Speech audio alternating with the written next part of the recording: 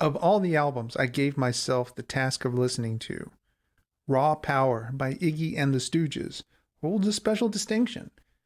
You see, the gap between what I know going in and the critical and perceived acclaim and importance on the other hand, that gap is bigger here than for any other album on my list. By a lot.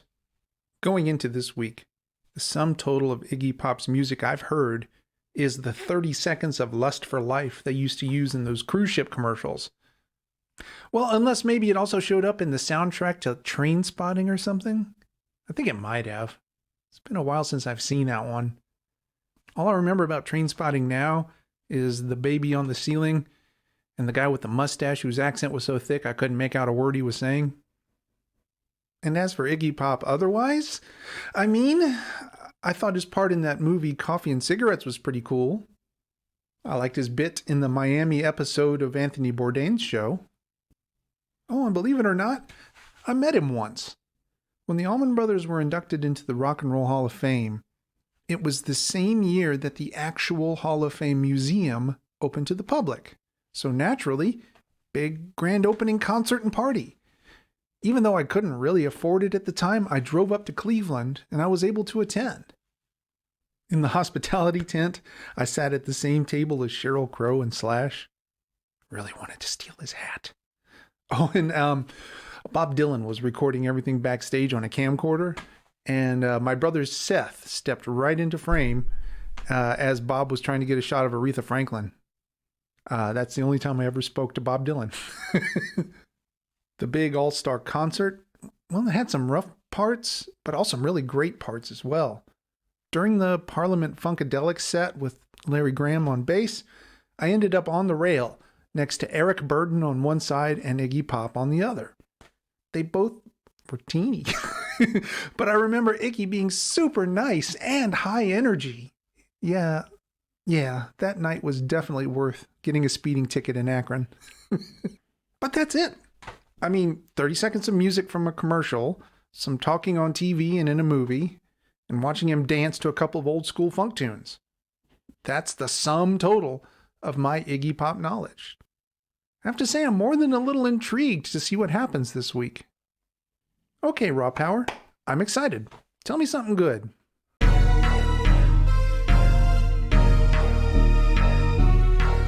You guys, I might have made a terrible mistake. All right, here's what I was thinking.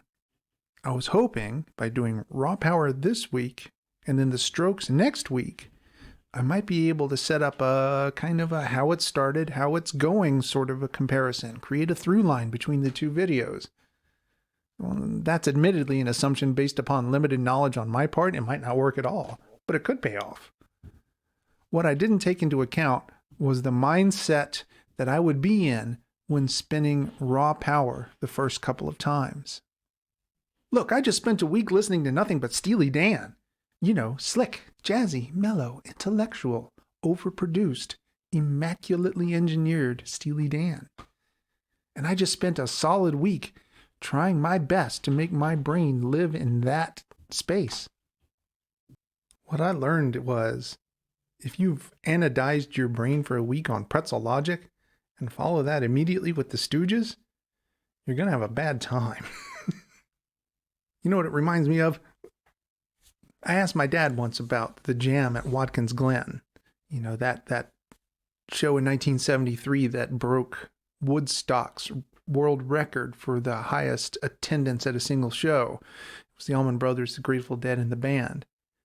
And I said, Dad, the jams there must have been fantastic, having, you know, the three apexes of American music all together on one stage and all jamming together. It must have been great.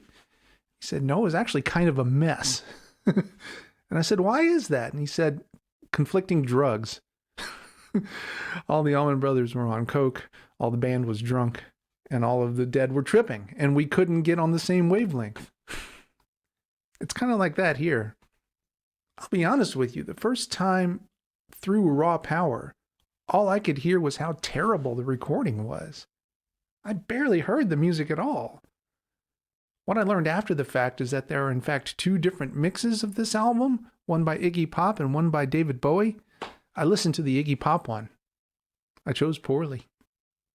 I had to play it a couple of times in quick succession in order to get down to the music and see what might actually be going on, pushing past my knee-jerk reactions to the clipping and the inconsistent levels. First thoughts on the actual music. The thing that's coming closest in my experience is Kick Out the Jams by MC5. That kind of Vietnam War era heavy rock thing, pentatonic scales over power chords, both played through fuzz. There are also times when James Wilkerson's solos reminded me a bit of Cheap Thrills by Big Brother and the Holding Company. Just a bit. But I don't really see the Stooges tackling something like Summertime, though. The acoustic part on Gimme Danger includes both an F sharp and a C without ever sounding forced. Relatively clever. More clever than I was expecting, anyway. Wait, is that a celeste in the song Penetration? That's incongruous. Helps, though. I Need Somebody has a stripped-down, slow shuffle thing happening. Interesting in contrast, if nothing else. Shake Appeal. The riff underneath actually reminds me a lot of Van Morrison's early band Them. But Iggy is clearly channeling Little Richard here. A lot. And I guess I need to talk for a minute about what Iggy's bringing. I can feel a bunch of thoughts coming together, but it's going to take some deeper listening to get there. So excuse me for a while I listen to Raw Power for a week. You can do this, you can do this, you can do this, you can do this.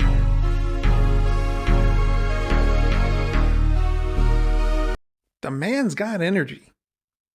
Much more energy than a guy who wrote an entire album about heroin should be able to access, now that I think about it. After getting to know Raw Power, the highest compliment that I can pay Iggy Pop is that at no point did I feel he was giving anything less than all he has. Completely committed. Good amount of charisma, too. But there are choices he makes in his vocal delivery that range from repetitive to just weird. Some of them bring me out of the music entirely. I mean, I know they're called the Stooges, but still. But there's one thing in particular. It might be easier to show you. It has to do with the way he builds melodies for his vocal parts. It's a subtle point, but I feel it's worth calling attention to it. See, once I became aware of this little quirk, I became fixated on it and, well, let me just show you. I'm going to play the melody to the first line of every song, one after the next. To make it easier to hear this very nuanced thing I noticed, I will transpose each song into the same key so you can more directly compare the melodies against each other. See if you pick up on the same thing I did. Search and Destroy. Gimme Danger. Your Pretty Face is Going to Hell. Penetration. Raw Power. I Need Somebody.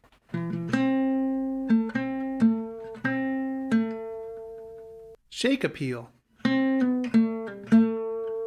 And Death Trip. Yeah, that popped the bubble entirely.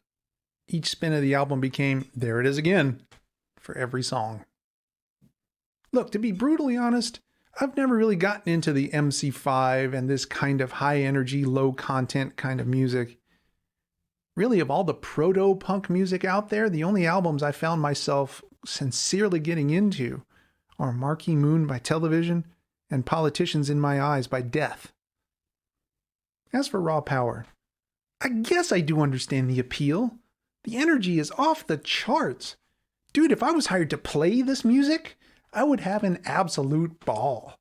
But sitting down to listen, I can only do so much before it starts to sound like parody to me. Incidentally, I did try and switch over to the David Bowie mix to see if it would gel better for me. It's cleaner for sure, but the drums seem buried in the mix now. Might have been a slight improvement, but not enough for any kind of light bulb to go off. But look, don't take any of what I'm saying too seriously. This is all just my latent elitism talking. I recognize that. I do get why some folks like raw power. I mean, I don't, but I understand why others do. I'll say this. I dig that I have filled a pretty huge gap in my musical knowledge. But no, this ain't for me.